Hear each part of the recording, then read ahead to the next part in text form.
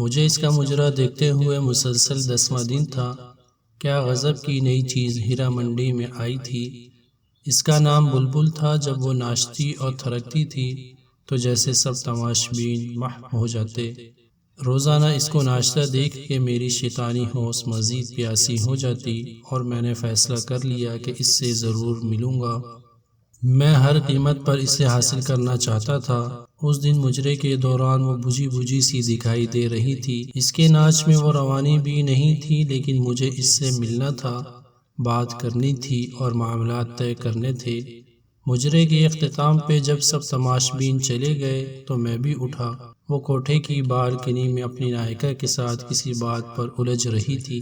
دروازے کے تھوڑا سا قریب ہوا تو میں نے سنا کہ وہ اس سے رو رو کر کچھ مزید رقم کا مطالبہ کر رہی تھی، مگر نائکا اس کو دھتکار رہی تھی اور آخر میں غصے میں وہ بلبل کو اگلے دن وقت پہ آنے کا کہہ کر وہاں سے بڑبڑاتی ہوئی نکل گئی۔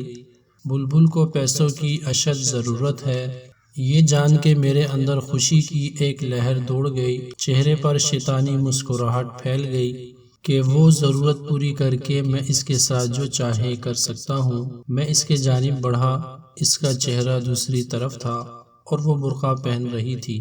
پاس جا کر جب میں نے اسے پکارا تو وہ میری طرف مڑی۔ اس کا چہرہ آنسوؤں سے تر اور برف کی مانند ایسے سفید تھا جیسے کسی نے اس کا سارا خون نکال لیا ہو۔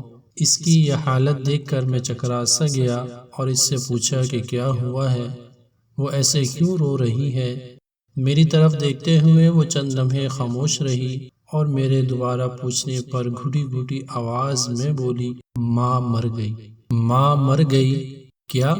جب مجھے اس کی سمجھ نہیں آئی تو وہ بے اختیار روتے ہوئے دوبارہ بولی کہ آج میری ماں مر گئی۔ اس جواب سے جیسے میرے منہ کو تالا لگ گیا۔ میری شیطانی ہوش جس کو پورا کرنے کے لیے میں اس کے جانب آیا تھا، مجھ سے میلوں دور بھاگ گئی۔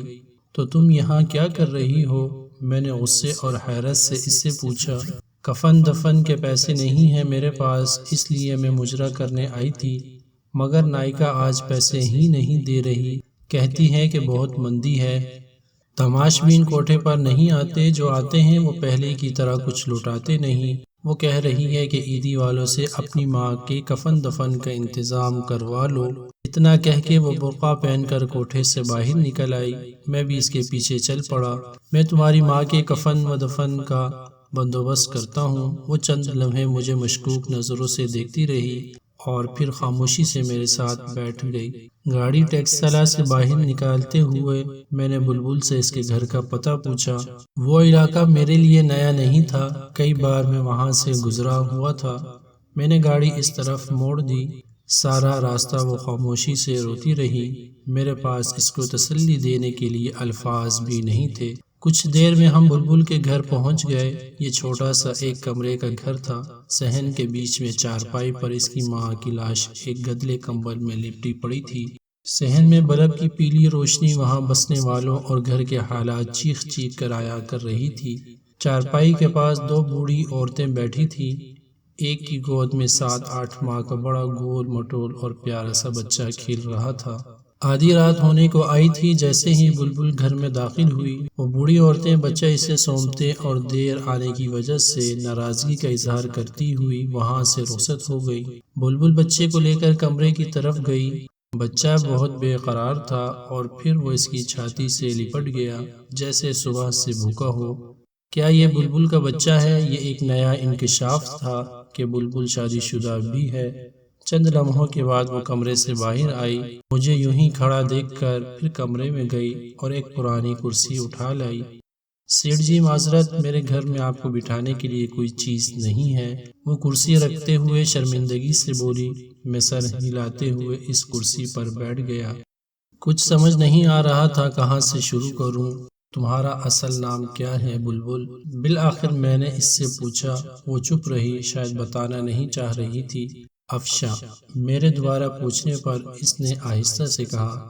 بہت افسوس ہوا تمہاری ماں کی وفات کا۔ وہ خاموش رہی۔ تمہارا باپ بھائی کوئی ہے؟ اس نے خاموشی سے نہیں میں سر ہلایا۔ یہ بچہ تمہارا ہے؟ اس نے پھر خاموشی سے ہاں میں سر ہلایا۔ تمہارا شوہر کہاں ہے؟ چند لمحوں بعد وہ بولی، چھوڑ گیا۔ تم ہیرا منڈی کیسے گئی؟ تم مجھے ناچنے گانے والی تو نہیں لگتی۔ اب وہ نظریں اٹھا کر مجھے دیکھتی ہوئی بولی، سیٹھ جی قسمت وہاں لے گئی۔ گھر میں کوئی مرد نہیں تھا، ایک بیمار ماں اور بچے کی ذمہ داری تھی، کہیں اور کام نہیں ملا تو نہ چاہتے ہوئے بھی مجبوراً یہ راستہ اختیار کرنا پڑا۔ کچھ عرصے تک نائکا نے ناچ گانا سکھایا اور پھر دھندے پر بٹھا دیا۔ وہ مجھے مجرا کرنے کے روزانہ 200 روپے دیتی ہے اور ساتھ میں تماش بینوں کا بچا کھچا کھانا جو میں گھر لا کے اپنی ماں کو کھلاتی ہوں اور خود بھی کھاتی ہوں۔ برقعے میں آتی جاتی ہوں جس سے محلے میں کسی کو پتہ نہیں چلتا اور ایک بھرم قائم ہے۔ سیٹھ جی ایسی کتنی ہی بے سہارا گمنام لڑکیاں معاشی حالات کے ہاتھوں مجبور ہو کر ان کوٹھوں پر ناچنے پر مجبور ہیں۔ آپ لوگوں کو کیا پتہ وہ کتنی مجبور ہو کر یہ قدم اٹھاتی ہیں۔ کوئی لڑکی اپنی خوشی سے یوں سب کے سامنے اپنا جسم، اپنی عزت نیلام نہیں کرتی۔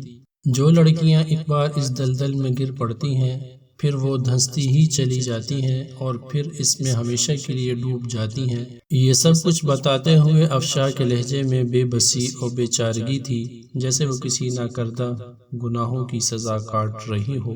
میں کچھ دیر اس کے چہرے کو دیکھتا رہا، پھر پرس سے چند نوٹ نکالے اور اس کے ہاتھ میں تھماتے ہوئے بولا کہ کل اپنی ماں کی تدفین کروا لینا اور بچے کے لیے کچھ خوراک اور گھر کے لیے راشن پانی لے لینا۔ وہ اتنے سارے نوٹ ایک ساتھ دے کر حیران ہو گئی۔ کیا ہوا؟ میں نے اس کو یوں چپ دیکھتے ہوئے پوچھا۔ سیٹھ جی مجھے ان روپوں کے بدلے کیا کرنا ہوگا؟ وہ ڈرتے ڈرتے پوچھ رہی تھی۔ شاید یہ سوچ رہی تھی کہ ان نوٹوں کے بدلے سیٹھ پتہ نہیں کب تک اس کا جسم نوچے گا، کب تک اس کو سیٹھ کی رکھیل بن کر رہنا پڑے گا۔ اس کی بات سن کر مجھے اپنے آپ سے اتنی نفرت ہوئی کہ میں خواہش کرنے لگا کہ زمین پھٹ جائے اور میں اس میں سما جاؤں۔ مجھے احساس ہوا کہ میں ذلت اور اپنے کردار کی پستی کی آخری حد کو چھو رہا تھا۔ میں اس بے حس معاشرے میں ایک تنہا اور بے سہارا لڑکی کی مدد کر رہا تھا، مگر وہ اس کو بھی ایک ڈیل کے طور پر سمجھ رہی تھی۔ شاید جہاں سے میں اٹھ کر آیا تھا وہاں پر جانے والے لوگوں سے بغیر کسی وجہ کی مدد کی توقع نہیں کی جاتی۔ میں نے لرزتی آواز میں جواب دیا، تمہیں کچھ نہیں کرنا پڑے گا اور تم اب کوٹھے پر مجرا کرنے نہیں جاؤ گی، اپنے گھر میں رہو گی، ہر مہینے تمہیں منی آرڈر مل جایا کرے گا۔ تم نے کرنا بس یہ ہے کہ یہ جو بچہ تمہاری گود میں ہے اس کی تربیت ایسے کرو کہ ایک دن بڑا ہو کر تمہارا سہارا بن سکے۔ یہ جو رقم میں بھجواؤں گا یہ تم پر قرض ہے، اور جب تمہارا بیٹا جوان ہو جائے گا، ایک قابل انسان بن جائے گا تو تم مجھے واپس کر دینا۔ افشاں حیران پریشان کھڑی مجھے دیکھ رہی تھی۔ اس انسان کو جس کے سامنے ابھی وہ ناچ کر آئی تھی وہ اس سے ایسی باتیں کر رہا تھا۔ پھر وہ بے آواز رو پڑی۔ مجھ سے وہاں رکا نہیں گیا۔ میں نے افشاں کے گھر کا پتہ لیا اور اس کو اپنا کیا وعدہ یاد دلا کر وہاں سے رخصت ہو گیا۔ سارے راستے میں یہی سوچتا رہا، مجھے تم سے کچھ نہیں چاہیے، مجھے تم سے کچھ نہیں چاہیے افشاں، جو تم نے مجھے دیا ہے میں اس کا احسان ساری عمر نہیں اتار پاؤں گا۔ تم نے مجھ میں دفن اس انسانیت کو جگا دیا جو میں دولت اور شیطانی ہوس کے نیچے دبا کر مار چکا تھا۔ تم نے مجھے پھر سے انسان بنایا ہے۔ افشاں اس واقعے کے بعد میں ان تمام برے کاموں سے توبہ کر کے اس کی بارگاہ میں گناہوں کا بوجھ لیا حاضر ہوا۔ ہر روز اس کے سامنے اپنے گناہوں کا اعتراف کرتا، اس سے معافی کی درخواست کرتا۔ میں باقاعدگی سے ہر ماہ افشاں کو منی آرڈر بھجواتا رہا۔ کئی دفعہ دل کیا میں اس مسیحا کو مل کر آؤں جس کی وجہ سے مجھے ان تمام گناہوں اور بدکاریوں سے نجات ملی، مگر ہر دفعہ ایک شرمندگی آڑے آتی رہی۔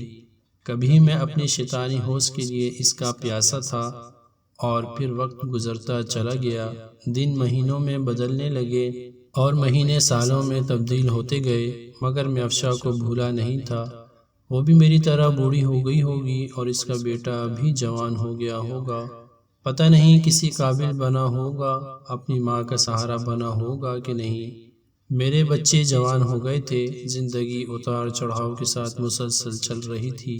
ایک شام چھٹی کے دن جب میں اپنے گھر میں موجود تھا تو ملازم نے آ کر مجھے بتایا کہ ایک عورت اور اس کے ساتھ ایک جوان لڑکا آپ سے ملنے آئے ہیں۔ کون ہیں؟ معلوم نہیں صاحب، پہلی بار ان کو دیکھا ہے۔ ملازم نے مؤدبانہ لہجے میں جواب دیا۔ اچھا، انہیں ڈرائنگ روم میں بٹھاؤ، میں آ رہا ہوں۔ کون ہو سکتا ہے، یہی سوچتے ہوئے میں ڈرائنگ روم کی طرف بڑھا۔ ایک عورت پر نور چہرے کے ساتھ سفید بڑی چادر میں خود کو چھپائے ہوئے ہاتھ میں ایک پرانی سی ڈائری لیے کھڑی تھی، اور اس کے ساتھ اچھے کپڑوں میں ملبوس ایک بڑا ہینڈسم نوجوان کھڑا تھا۔ اس لڑکے کو میں جانتا تھا، وہ ہمارے علاقے کا نیا DSP احمد تھا۔ سلام سیٹھ جی، میں افشا ہوں اور یہ میرا بیٹا احمد۔ جو ہی اس نے افشا کا نام لیا، میرے ذہن میں اس کا ماضی کا چہرہ گھوم گیا، اور پھر مجھے پہچاننے میں دیر نہیں لگی کہ وہ افشا تھی۔ آپ مجھے پہچان گئے نا؟ میں نے سر ہلاتے ہوئے ہاں میں جواب دیا اور ان کو بیٹھنے کا اشارہ کیا۔ افشا پھر اپنے بیٹے سے مخاطب ہو کر بولی، احمد بیٹا، یہی ہیں میرے مسیحا جن کی بدولت تمہاری ماں گندگی کی دلدل میں گرتے گرتے نکلی، اور یہی ہیں جو تمہاری پڑھائی کا ذریعہ بنے۔ میں ان کو جانتا ہوں امی جان، ان کا شمار علاقے کے معزز ترین افراد میں ہوتا ہے، مگر میں یہ نہیں جانتا تھا کہ مجھے اس مقام پر لانے میں ان کا کردار سب سے اہم ہے۔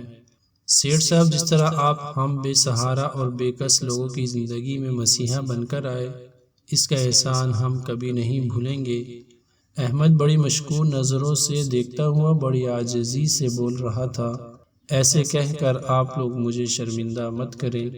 میں نے افشا کی طرف دیکھتے ہوئے کہا، آج اس کو پکارتے ہوئے بے اختیار میرے منہ سے افشا بہن نکل گیا۔ میں خود حیران تھا، مگر یہ سچ تھا۔ افشا صوفے سے اٹھی اور آگے بڑھ کر پرانی سی ڈائری مجھے تھماتے ہوئے کہنے لگی، سیٹھ جی، اس میں وہ تمام حساب درج ہے، میری ماں کی تدفین سے لے کر آپ کے آخری منی آرڈر تک۔ میں نے ایک ایک پائی کا حساب رکھا، آپ کے دیے ہوئے پیسوں کا امانت کے طور پر استعمال کیا، اپنے بیٹے کو ایک قابل انسان بنایا۔ آپ نے مجھے 22 سال پہلے کہا تھا کہ یہ قرض ہے، اور یہ تب واپس کرنا جب تمہارا بیٹا ایک قابل انسان بن جائے۔ کچھ لمحے خاموش رہنے کے بعد افشا پھر سے بولی، سیٹھ جی، آج وہ وقت آ گیا ہے، میں آپ کے احسانوں کا بوجھ تو میں نہیں اتار سکتی، مگر جو پیسے آپ نے مجھے دیے تھے، میرا بیٹا وہ ضرور اتارے گا، اور آپ سے درخواست ہے کہ آپ انکار مت کریں۔ میں افشا کو بڑی تحسین نظروں سے دیکھ رہا تھا، آخر اس نے وہ کر ہی دکھایا۔ یقیناً قول و قرار کو نبھانا، وعدے پر قائم رہنا ایک اچھے کردار کے حامل انسان کی بڑی نشانی ہے۔ یہ سب سن کر میرے دل میں اس کی عزت اور احترام اور زیادہ بڑھ گیا۔ میں نے تم کو بہن کہا ہے افشا بہن، اور میں کیسے تم سے یہ پیسے واپس لے سکتا ہوں؟ مجھے یوں شرمندہ مت کرو۔ میرے رکے رکے الفاظ میں پیسے نہ لینے کی معذرت چھپی تھی، مگر وہ بضد تھی، مجھے اس کے سامنے ہار ماننا پڑی، اور وہ تمام پیسے جو میں اس کو منی آرڈر کی صورت میں بھیجتا تھا، اس کو واپس لینے کی حامی بھرنی پڑی۔ پھر وہ دونوں مجھے اپنے نئے گھر کا پتہ دے کر اور آنے کی تاکید کر کے وہاں سے چلے گئے۔ ارم، میں نے تمہیں کسی سے ملوانا ہے، میرے ساتھ چلو گی شام کو؟ میں نے اپنی بیگم سے کہا۔ کیوں نہیں چلوں گی، مگر کون ہے اور کس سلسلے میں ملنا ہے؟ بیگم نے سوالوں کی بچھاڑ کر دی۔ میں نے روبی بیٹے کے لیے لڑکا پسند کیا ہے، تم مل لو، اگر تم کو پسند آ جائے تو پھر اس کے بعد روبی سے بات کر لینا۔ میں نے مختصر لفظوں میں اسے وجہ بتائی۔ اگلے دن میں اور میری بیگم ارم ناز افشا کے گھر میں تھے۔ ارم کو بھی احمد بہت پسند آیا۔ ہم نے پھر افشا سے احمد اور روبی کے رشتے کی بات کی۔ افشا کو بھلا اس سے کیا اعتراض ہو سکتا تھا؟ وہ پھولے سے نہیں سما رہی تھی، اور یوں میری بیٹی کا رشتہ افشا کے بیٹے احمد سے طے ہو گیا۔ وہ تعلق جو ایک طوائف اور تماشبین جیسے گندے رشتے سے شروع ہوا تھا، اس کا اختتام ایک نہایت مہذب رشتے کی شکل میں ہوا۔ یہ سچ ہے کہ ہر انسان کو قدرت سدھرنے کا موقع ضرور دیتی ہے۔ کبھی گندگی کے ڈھیر سے اس کو ایسا سبق سکھا دیتی ہے، کبھی دو بھٹکے لوگوں کو ملا کر سیدھے راہ پر لے آتی ہے، اور انسان ساری زندگی اسی کے مطابق گزارنے کو فخر محسوس کرتا ہے۔ کبھی وہ طائف اور میں تماشبین تھا، مگر آج وہ میری منہ بولی بہن اور اس کا بیٹا میری بیٹی کا شوہر ہے، اور مجھے ان دونوں رشتوں پر فخر ہے۔